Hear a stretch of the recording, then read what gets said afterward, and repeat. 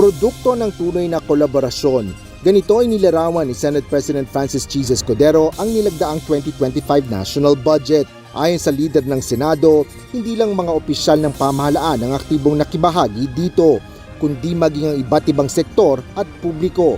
Ito anya ay nagpapakita na umiiral ang demokrasya at may malakas na sistema ng checks and balances sa gobyerno. Ayon pa sa mambabatas, bagaman nais ng dalawang kapulungan ng Kongreso na panatilihin ang kani-kanilang mga inisyatiba at pag-amyenda, walang sangay ang naghahari at nagdidikta sa isa pa. Lahat ng nagpahayag ng magkakaibang opinyon, pananaw at mungkahi tungkol sa GAA ay mahusay na kinuha at naging bahagi ng proseso. Ito ay dumaan sa masinsinang pagtalakay kung saan isinaalang-alang ang katotohanan na marami ang pangangailangan ngunit kakaunti lang ang pondong mapagkukunan. Bagaman natagalan ng paglagda ni Pangulong Ferdinand Marcos Jr. sa 2025 General Appropriations Act, ang mahalagaan niya ay umabot ito bago matapos ang taon at naiwasan ang pagkakaroon ng reenacted budget. Para naman kay Senate Committee on Finance Chairperson Grace Poe, ang pagveto ng Pangulo sa ilang mga items sa GAA ay nagpapakita lang ng kahalagahan ng disiplina sa pananalapi. Ang pag-aproba din anya sa conditional implementation ng Ayuda sa Kapos ang Kita Program o AKAP ay may kaakibat na responsibilidad na pangalagaan laban sa maling paggamit at pagdoble ng mga benepisyo. Sa pangkalahatan, tiwala si Senador Poe na hindi lamang mapipigilan ng budget sa taong ito ang maling paggamit ng mga pampublikong pondo, ngunit masisiguro rin na ang paggasta ng pamahalaan ay mananatiling responsable at naaayon sa ating mga prioridad sa pananalapi. Ikinatuwa naman ni Senador Aquilino Coco Pimentel III ang pagbabawas ng Pangulo sa kabuuang budget. Gayunman, umaasaan niya siyang bababaan pa ang nakalaang pondo sa iba pang mga programa upang mabigyan ng edukasyon ang pinakamataas na prioridad sa budget. Paano mag-aaral ang bata kung walang pamasaya ang mga pamilya nila? Tatay, nanay nila walang trabaho dahil, incorporate na natin yung ating vlog, dahil yung budget, ang national budget ay inilagay sa buwaka ng inang ayuda-ayuda. Kaya yung mga press release diyan ngayon, wow, 194 billion daw ay vinito ni Bangag. Uy, ang galing-galing. Okay, ang galing-galing. Akala ng mga mangmang o mga bangagan na really mangmang. You know, hindi naman lahat active sa politika or nagbabasa. Kawawa nga yung mga yan. Lahat ng mga bangagan at pulawan, uy, tignan nyo, ang galing-galing ni Bangag. Di ba? May vinito na 194 billion. Pero hindi nila iniisip na according to our magaling na abogado, andyan si Attorney Vic Rodriguez, andyan si Attorney Harry Roque, at iba pang mga abogado na nagbigay ng statement na pwedeng ibalik yung vinito niyang 194 billion na 168 yata, the 168 billion yata is unprogrammed funds. Ngayon, pwedeng ibalik yan after ng press con na yan through supplemental budget. 'Di ba? Yun ang paliwanag ng ating mga magagaling na abogado. So syempre kapag ikaw ay tindera lamang sa palengke at hindi ka naman active sa mga politikang usapin at hindi mo alam, 'di ba? Lolokohin ka talaga ng media dahil kasabwat nila, uy, ang galing-galing. Binito ni Bangag ang 100 total of 194 billion. But hindi pinaliwanag sa inyo na pwede pala namang ibalik yan after mag-picture-picture, after magpirma-pirma. At hindi pa rin pinondohan ang PhilHealth. Paano magiging susi ang mga kabataan sa pagbago o pagbangon o betterment ng Pilipinas kung yung health nila ay declined, bagsak, hindi man lang, walang pang bitamina, ano pa, pang kung ano-ano, di ba? Kaya ito mga kababayan, kailangan nating araw-arawin itong ipailiwanag sa inyong mga anak na hindi na nakikita nyo sa mainstream media, lalo na dahil mga magkakasabwat sila.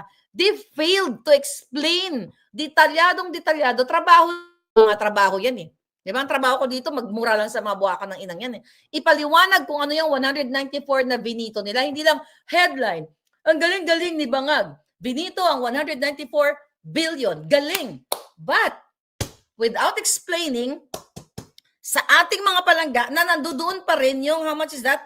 Yung how much is that? 26 billion? Okay? Yeah, 26 billion para dito sa ayuda na ito, sa AKAP na ito.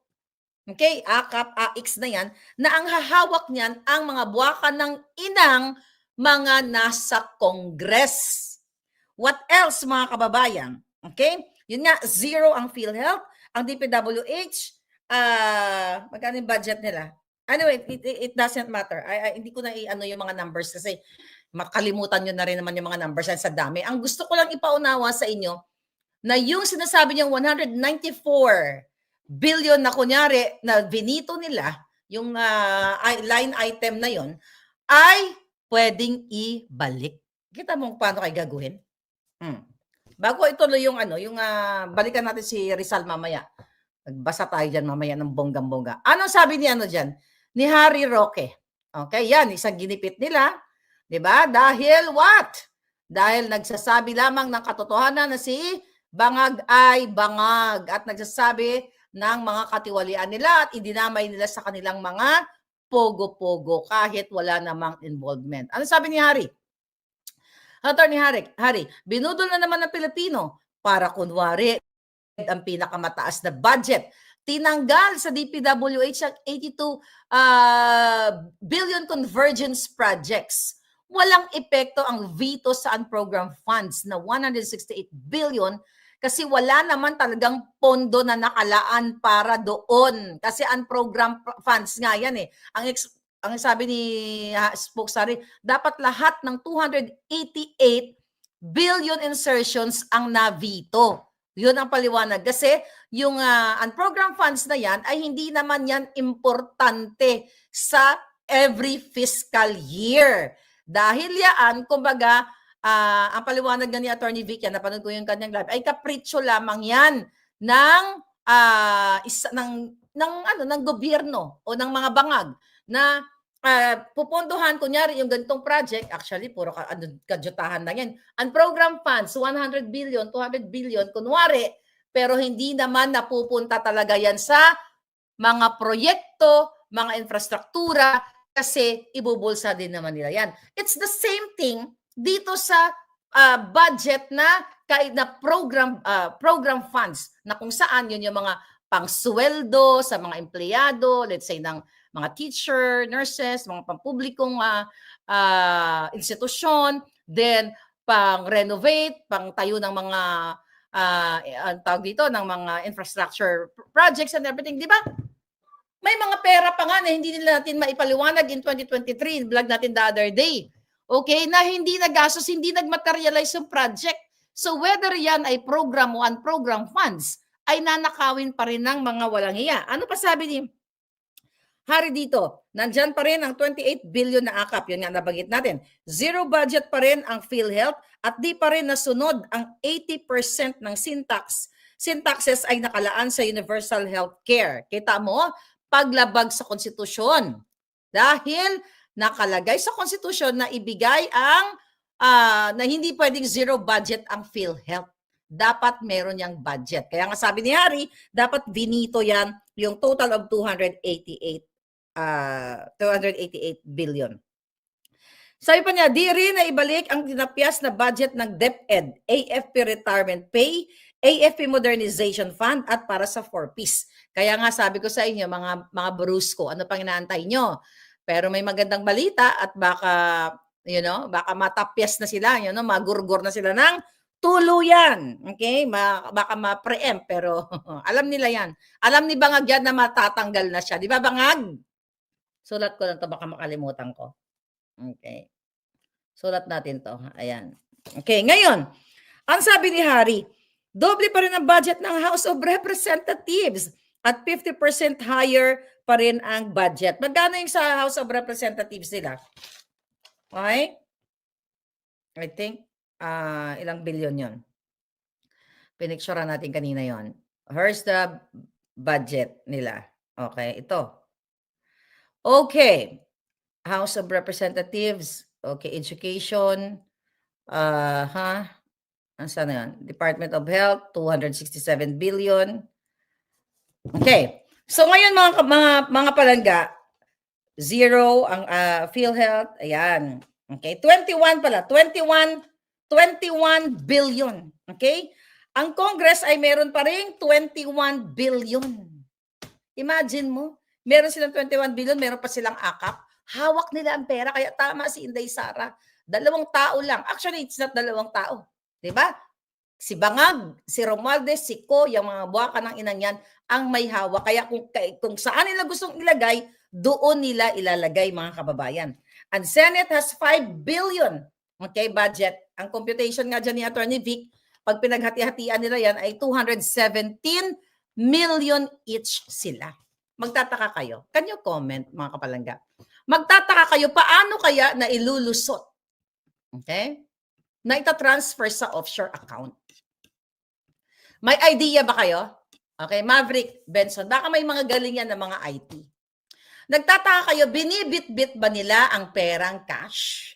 Cash. Papunta sa kanilang mga offshore accounts? Any guess? Ito pong budget na ito, ang gagawin yan ng mga buwaka ng inang yan, itatransfer nila na pag-alaman ko, mga kababayan. Ano? Sige, any guess?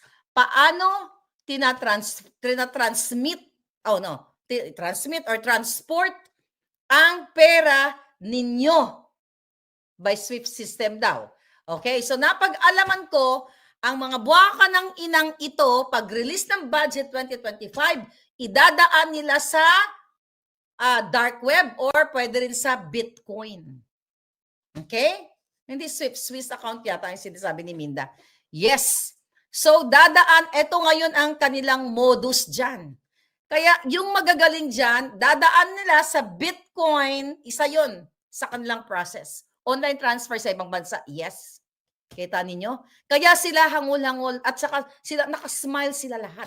Kaya itong pera ninyo, mga palangga, yung mga ordinaryong citizen, hindi nyo alam to eh. Kasi you're just busy, magtinda, maglagari, di ba? Kasi unahin mo, di ba? Sabi ni Flomin Ferrer ay digital corruption. Most likely, sabi ni Al Kaiser, is through cryptocurrencies. Perfect. Doon nila nilalagay, doon nila tinatransfer ang pera papuntang London. Sinong nasa London? Okay? So isa yan, hindi lang naman isang tao to. Yan ang napag-alaman natin. Ito po ang modus nila. Kaya excited sila sa budget. Ang magagaling din sa crypto. I'm not good at that. I have crypto account pero hindi ko konting amount lang binibigay ko doon. But I have a little bit knowledge of it. Pero ipinaliwanag sa akin ng ating mga puting ahas, yan po ang ginagawa ng gobyerno. Pag-release ng budget, binibigay ng crypto, papunta na sa London, sa Bahamas, o kung saan paman. Kaluluoy ka mo. Kawawa kayo, mga kababayan. Diba? Ayaw imbestigahan yan. Kasi lahat sila magkasabwat. Ayaw nilang pag-usapan yan. Sa Congress, sa Senate, dahil ang mga buwaka ng ina, magkakasabwat sila palangga. Sabi ni Tariray, I do crypto, malabo nga na makita na nakaw na pera pala yon. Yes. Yes. Pinaliwanag sa akin, but I cannot explain it. Very, very technical. Yung alam ko lang, basic. Diba? Yung maintindihan nating lahat. Unless naaralin ko siya, but I don't have time. Mag-aral na lang kayo at umakyat kayo dito sa akin at kayo magpaliwanag. Kaya pala tumaas ang crypto ngayon, especially sa BTC. Biro mo, one stock of BTC ay 1 USD 94,000. Oh, magtataka ka ngayon, bakit ang Pilipinas ay number 1 sa crypto ngayon? Diba? Yung magagaling dyan. Yung mag-aral kayo, magtulungan tayo dito. Yan ang napag-alaman ko. Kaya excited sila dito sa budget na ito. Ha? Kaya sabi ko sa inyo, whether i-veto yan, diba? Ipasa yan. Ang bottom line yan, mga palangga, ita-transport nila sa offshore account through digital corruption, digital currency, crypto, at kung ano-ano pa. Yes, someone can open offshore account, sabi ni Yolanda. Now, you know, kung paano magtataka kayo na binibit-bit ba nila yung bulto-bultong pera? Yung mga mali-maleta na ganyan? Pwede pag nagta-travel sila. Pero the safest na hindi ninyo makita, dahil ayaw naman nila imbestigan yan through cryptocurrencies. Kaya forever kayong babagsak. Dahil bawat isa sa kanila, ninanakaw nila ang pera ng bayan. Right? IT expert ang marunong dyan, sabi ni Reggie. Yes. Cryptocurrency is a way of money laundering, sabi ni Evangeline Baluyot. Pero isa pa lang yan. Okay? Isa lang yan sa, ano tawag doon, isa sa mode. Di ba? Isa sa modus nila. I think that's the right word. Isa sa modus nila idadaan sa cryptocurrency. Alright? Nakikita rin iyan ng ibang bansa, pero kung matagal si BBM, sabi ni Joanne, offshore account, sabi ni Yolanda, paano uunlad ng bansang Pilipinas kaysa papasok ang pera sa bansa, inilalabas nila? Yes! Kaya pag wala na tayong pera, uutang. Pero bawat isa sa kanila, ang kanilang mga pamilya ay secured na po. May mga bahay na sa Amerika, sa Europa. Naintindihan nyo na? Kahit na sa mga basic na pinapaliwanag natin dito. Kaya yung mga kajotahan nitong mga bangag na ito at mga politiko na ito na nagtataas ng flag every time, flag ceremony, Rizal Day, no, mga bata, pag-asa ng bayan, sila ang tunay na magnanakaw. Halos lahat sila tinatransport ang pera ninyo, mga kababayan. Paano nyo isa sa buhay ng mga buwaka ng inang yan na kailangan ang sasabuhay ang mga life and works ni Jose Rizal, ni Dr. Jose Rizal. Kung mismo ang presidente ninyo ay inaalaw niya na i-transport ang pera ng bayan through Bitcoin, through maleta, through whatever, drug money and everything sa offshore account. Maliban pa doon sa mga na unfreeze. 'Di ba? Na mga pera nilang ninakaw pa noong panahon ng tatay niya. Ito ngayon dagdag nakaw. Kaya sabi ko sa inyo, kung hindi kayo kikilos, kayo mga brusko, I know all of you, hindi naman kayo, what you call it, teki-teki. 'Di ba? Pero ngayon alam niyo na. Habang kayo po ay lumalaban dyan sa ground, sa mga rebelding makakaliwa, sa mga masasamang damo na mga, what you call it, mga pulburon lord, habang kayong lumalaban na nakipagbangbang, may mga namatay na sundalo recently sa ilang lugar, di ba? May mga binaril dyan na sundalo, kawawa naman. Habang kayo ay nakikipaglaban na kunwari, akala ninyo, you're doing it dahil mahal niyo yung bayan. Ang presidente ninyo at si First Lady Lee Satanas ninyo, First Ahas, ay tinatransport ang pera ninyo through cryptocurrencies, through maleta, through whatever, kung ano man ang klaseng pagtatransport nila ng pera ninyo. Kaya maawa kayo mga sir, mga ma'am. Ang tunay na laban, wala sa ground, sa battlefield ninyo. Ang tunay na laban, andyan sa Kongreso, sa Senado at sa loob ng Malacanang. Dahil yan ay protektor ng mga sindikato. At sila mismo ay kartel. Hindi ba kayo nagtataka, putragis? Ang South Korean president na-impeach dahil lang sa napaka-petty na issue kung tutuusin mo. If you compare sa Pilipinas, nagkaroon lang ng medical doon sa parang Department of Health nila na hindi maayos, okay, na programa. Diniregaluhan ng kanyang asawa ng isang designer's bag. Ayun, nag-alsa ang tao nila, mga Koreans. At yun na-impeach. Pero kayo, binabalandra na ng mga buwaka ng inang mga politikong ito, ang kanilang mga luxury bags, ang party ni Bangag. Maya-maya party sa Malacanang, smile pa rin kayo. Kaya forever kayong magiging alipin, hindi ng banyaga, kundi alipin ng mga buwaka ng inang kapwa nyo Pilipinong adik na si Marcos Jr. Isaksak nyo yan. Kaya kung ako sa inyo, kung hindi kayo maninindigan, tumakas na lang kayo mula dyan sa Pilipinas at mga ibang bayan. Yan ang katotohanan hanggat hindi pa kayo nagugurgur ng gobyernong ito. Ayaw nila imbestigahan yung mga importanteng issue na pagnanakaw. 5,500 control. Pinatay ng media ang issue na yan. Hindi ba yan importante sa inyo mga palangga? Anong nilaban ni Rizal dito? Mga katiwalian, mga sakim, magnanakaw. Hindi ipinaliwanag. Okay, and another thing, ito ang book ni Attorney Vic Rodriguez, expose niya sa kahayupan ni Marcos Jr. at ni Lee Satanas. Diba? Daming libro, no? Ayan, available pa rin po yan. Diyan yung email natin. Doon sa mga nag-email sa akin, bear with me. Sagutin ko rin kayo pag hindi na masyado busy. Kawawa kayo. Tapos ngayon, pag araw ni Rizal, yun ang kaarawan, every December 30, yung mga kabataan, di ba? Ang isinulong ni Rizal sa librong yan, ang kanyang mga iniwan sa atin, ay labanan natin ang mga katiwalian. Dapat magkaroon ng pantay-pantay na karapatan, magkaroon ng justice sa mga gadyutahan na mga bangag katulad ni Satanas na nangidnap at ni Bangag Jr. nakasabwat si Teddy Boy Locsin na kanyang asawa. No wonder, alam nyo, kung yan na hindi totoo na sinasabi ko na nagkaroon sila ng turkey extraction, sa layman's term ay pangingidnap, kasabwat si Teddy Boy Locsin na kanyang asawa, dapat nag-file na ng kaso yan. Pero hindi yan nag-file ng kaso kasi takot yan na mahubaran at maipakita sa korte ang ebidensya. Sana naman, buksan ninyo ang utak ninyo. Itigil nyo na yung inyong pagiging bangag-bangag. Galit kayo kay Marlica? Kasi Marlica, yan. Tangain na, ninanakawan na kayo. O baka meron ditong mga bangagan na magaling sa IT. Tanungin mo yung sarili mo.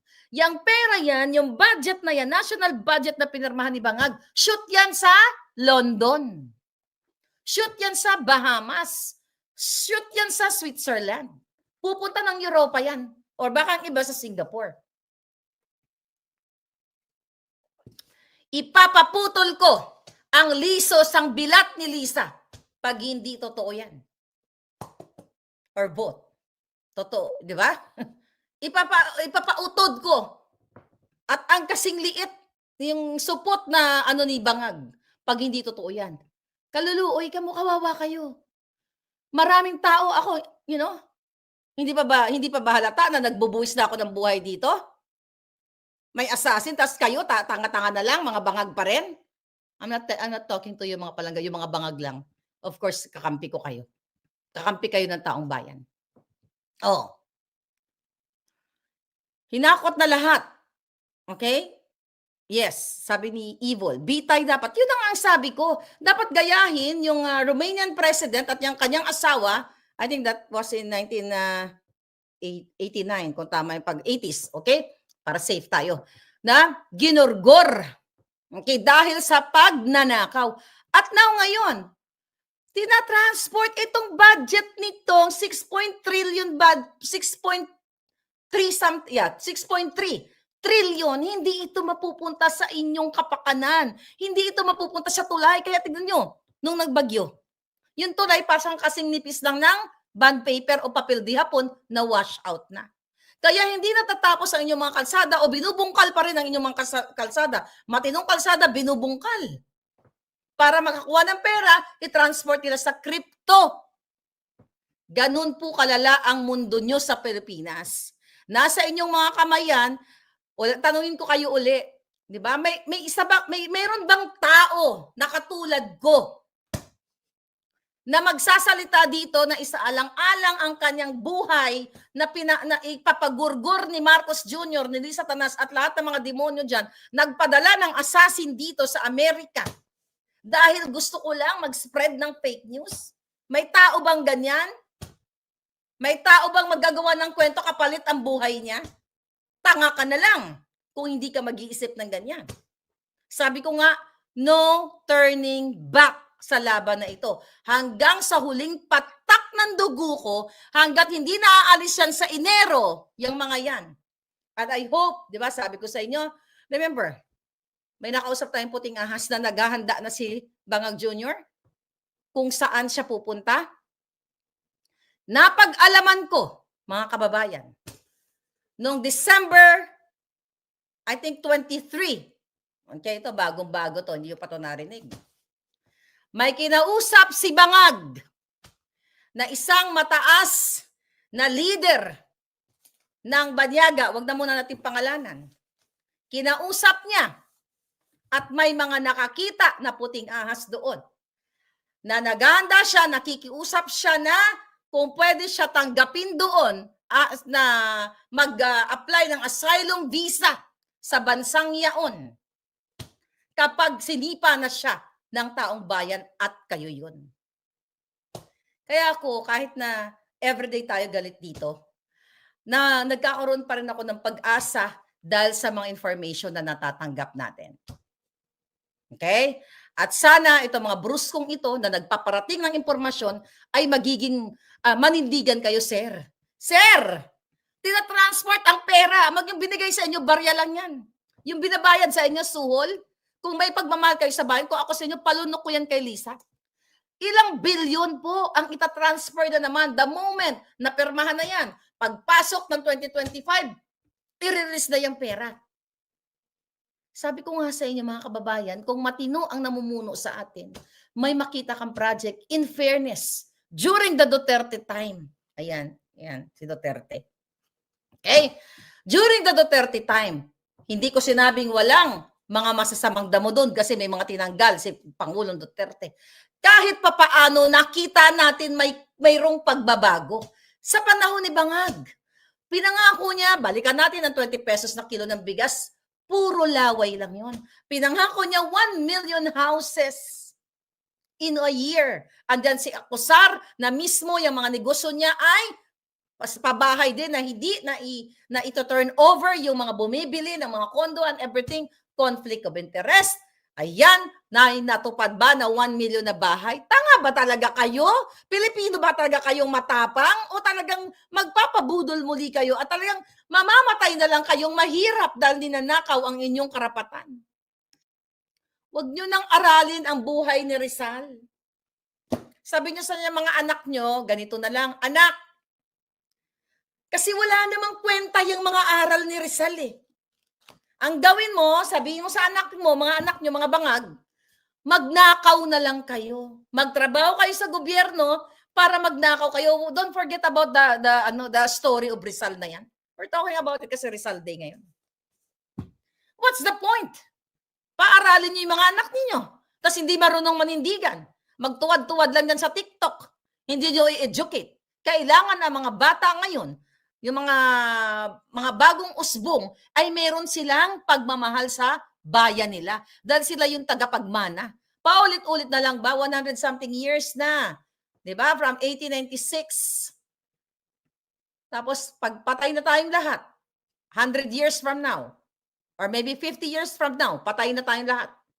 Ito pa rin yung laban ng ating mga naiwan. Baka may uusbong uli na maharlika or ano tawag dito? Brenda o whatever, kung ano man ang pangalan. Sana maibalik na yung dating nangyari noong February 25, 1986, pinalaya sila. Yes, Brenda. Or Jologs Vlog Canada, may lalabas, may uusbong. Tapos ito pa rin ang pinag-uusapan. Tapos yung mga susunod na leader, buhayin natin ang life and works ni Rizal. Nakakapagod. Kailangan simulan na natin ang pagbabago. At nakikita ko, mga kababayan, di ba? Yung mga panaginip natin. May nag-comment kahapon, sabi niya sa akin, para daw akong si Joseph the Dreamer. So I'm not really biblical, so binasa ko kahit papaano. Si Joseph the Dreamer pala, di ba? Nananaginip din siya. At nakikita niya, yung mga panaginip niya ay nangyayari during nung mga panahon niya. So, alam nyo, ayoko sana magkwento kasi 'di ba parang about panaginip kasi sometimes panaginip lang yan, nakakatawa naman, funny yan, ba't ka nagpapaniwala sa panaginip?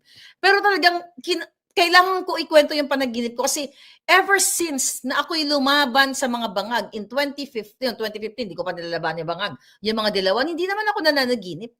Pero maari nga, maari nga talaga na based dun sa mga nakukuha nating information, mauutas na o magugurgor na itong mga ito. Kasi mga kababayan, kawawa kayo. Sabi ko nga, kung ako ay sakim lang o selfish lang na I'm just gonna enjoy my life, Kung gusto ko lang, di ba kilala nyo naman ako? Kung gusto ko lang ng views, araw-araw ako dito palangga, oras-oras ako. Hi mga palangga, biga-biga, alpot-alpot, si Lisa, patotot. Di ba? Magaganon-ganon lang ako, papanoorin nyo pa rin ako, di ba? After hour, hi mga palangga, nag-itot-itot si Lisa, ganyan-ganyan. Nag-groupie, ganon-ganon. After an hour naman, hi mga palangga, da-da-da-da-da. Kung gusto ko lang ng clout and views, I don't do that.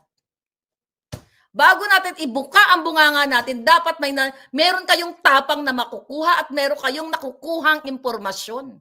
Hindi ka lang bubukas ang bunganga mo dahil gusto mo lang manira or something, katulad ng iba na ginagawa nila, di ba? Oh, nagawa nila, ginagamit yung pangalan ko, mga ulul.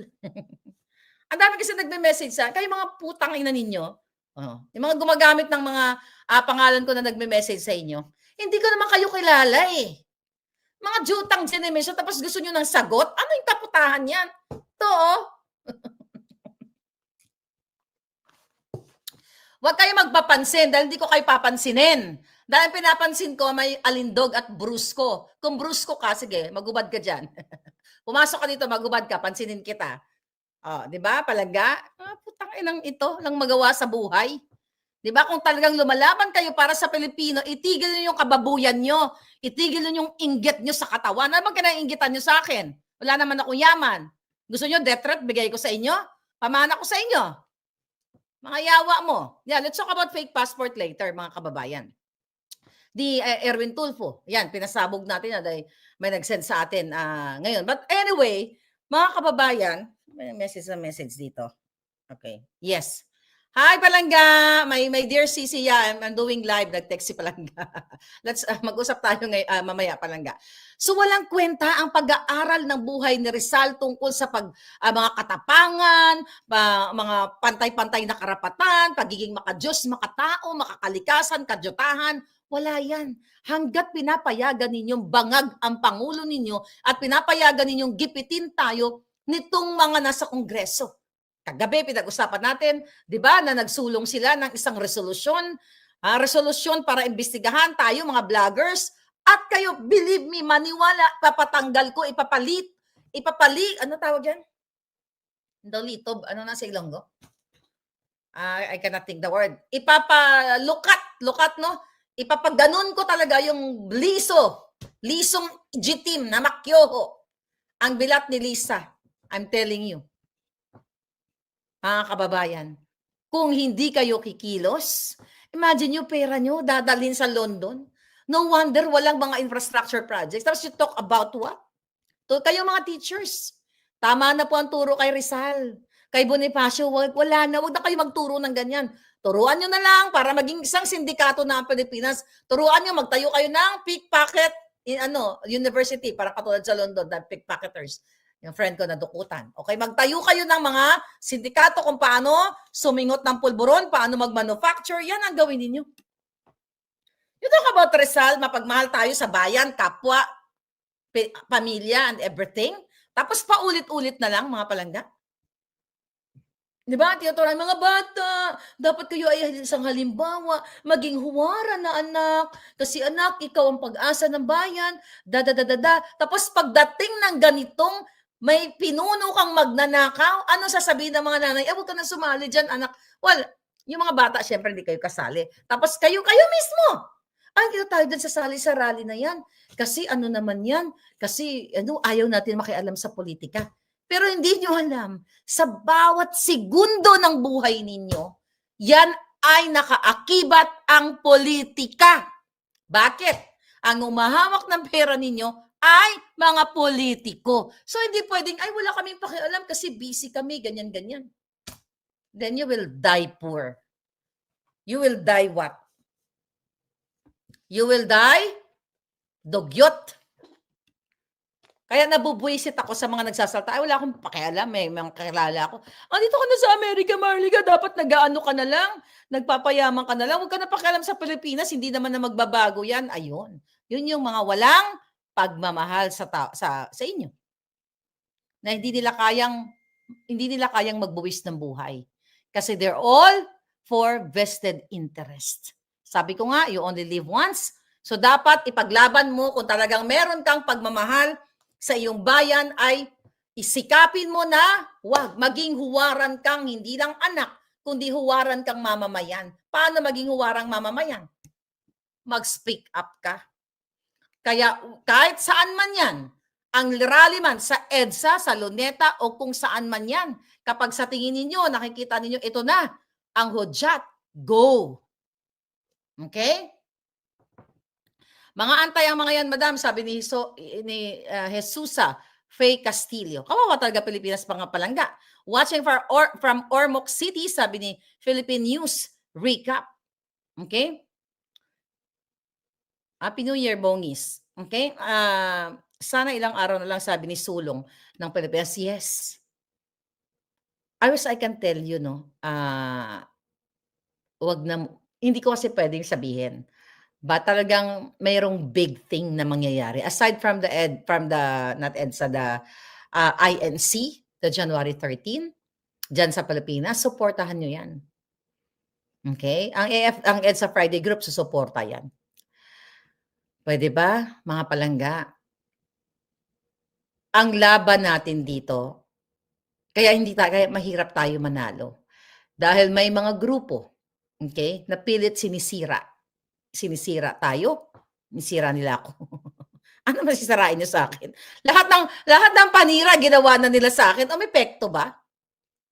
Lahat ng worst na paninira ginawa na ni Lisa Tanas. Ito na nga, may assassin na eh. May 4 na cases. Do you think tatablahan pa ako sa mga panira na yung mga julol na yan? Yes, ma'am. INC kami, sabi ni PH News Recap. Thank you palangga sa inyo lahat. 'Di ba? So pag sinabing, well, I'm not telling you what to do, mga palangga. Basta kung ano yung sinusuportahan natin dito, suportahan ninyo. Huwag kayong magpapaniwala sa mga naghahati-hati sa atin dun sa divide and conquer. Kasi kung yung mga taong sinusuportahan ninyo, na pinapakinggan ninyo, whether yan radyo man yan, podcast man yan, o kung ano man yan, na nawawala yung focus sa mga bangag at ina-atake kayo ng personal, then mag-doubt ka sa taong yan. Ibig sabihin, o grupo, ibig sabihin yan, hindi yan para kay bangag. Tandaan ninyo, mayroong mga naglalaro. Kunyari, suporta dito kay Mahardika, pero suporta kay ganito, ganyan. May nakukuha kay bangag, kay Lisa Tanas. Diba? Anong sabi ko sa inyo? Halos lahat ng mga vlogger ni Bangag, halos lahat yan, majority, nakakatanggap ng pera galing sa inyo. Pinapalamon niyang mga yan para mag-attack.